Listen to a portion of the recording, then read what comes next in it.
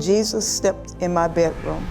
And some people say, how you know it was Jesus? Because I saw the nail scars. And he stepped in and gave me the biggest hug and melt all of the fear, the pain, the trauma, and the grief away. And the pure love of Jesus surrounded me. The love that I didn't experience from my mom and father is what I felt from him, what I felt like I lost. And he pushed me back and said, you're gonna go around the world teaching people and preaching the gospel and healing the sick with miracle signs and wonders. And you gotta know, I grew up in a certain denomination and we didn't believe any of that. We didn't believe in women preachers. We didn't believe in signs, wonders, or miracles. So I was left with all of this, and he says, you're gonna do it by faith. But all of a sudden I see Jesus, and as he's walking towards me, and this is so crazy because I don't fully know, I can't tell you exactly what he looks like, but when this happened to me, I knew exactly who he was, and it was Jesus. And as he's walking towards me, I'm on my knees. He walks a little bit past me.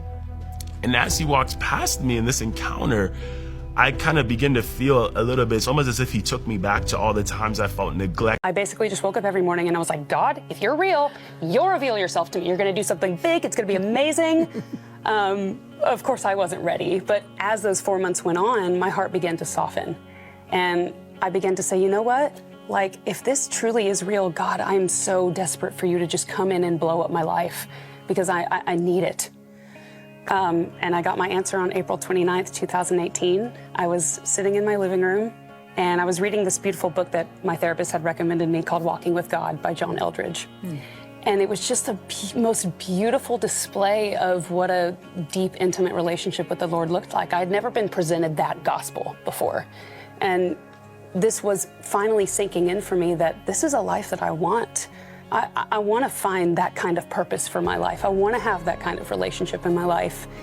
And I remember reading a sentence in the book, we are at a world at war.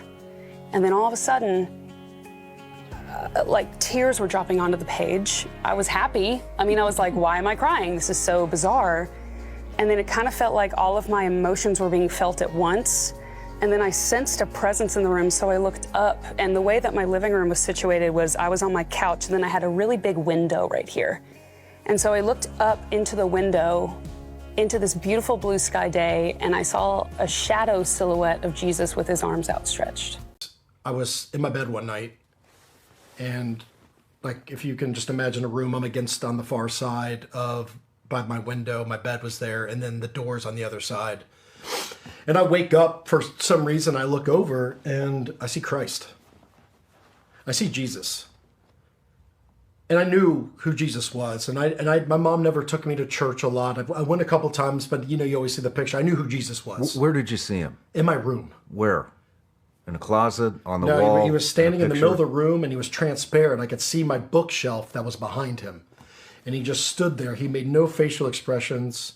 Kind of had a glowing light to him. Long brown hair, beautiful face, like just perfect. What was he wearing? A white robe. And I just remember I could see my books behind him because I was like, wow. And I didn't know what to think. I didn't know. And I looked over and, you know, I'm looking at him and I'm just like, and I'm not scared. I'm not screaming. I'm just I'm getting chills, man. I'm soaking this in. And I'm not knowing what anything is. I was awake and I saw that. And for however long he was there, he vanished. And soon as he vanished, my room was the blackest of black I've ever seen in my entire life. It was so dark.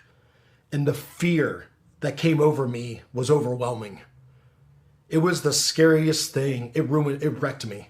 Really? As soon as that darkness hit, and I tried to scream for my mom, and I couldn't, and I finally got the courage, and I guess you could say strength. I was like paralyzed. And I went to her room, and I really didn't say anything. I don't know if I mumbled anything, or like, hey, I saw something, or whatever it was. But I freaking went to bed in her room. And I had an experience when I was doing the Passion, and Jesus visited me a couple times. It was pretty amazing. And one of them was, he was off the left side of my bed, and he was weeping. And it was extraordinary because I was so cold. I had a crucifix, the true cross in my left hand. It was chained around my wrist, and I was hypothermic, so I was always, it was over 90 degrees in the room, and I had tons and tons of clothes on, and I was shaking. And it hurt to shake because my shoulder was torn. And I looked over the left side of my bed, and there he was. And I didn't hesitate. I didn't go, oh my gosh, I'm having an apparition here. I just went, why is my Lord weeping? And I got on my bed and I put my arms around him.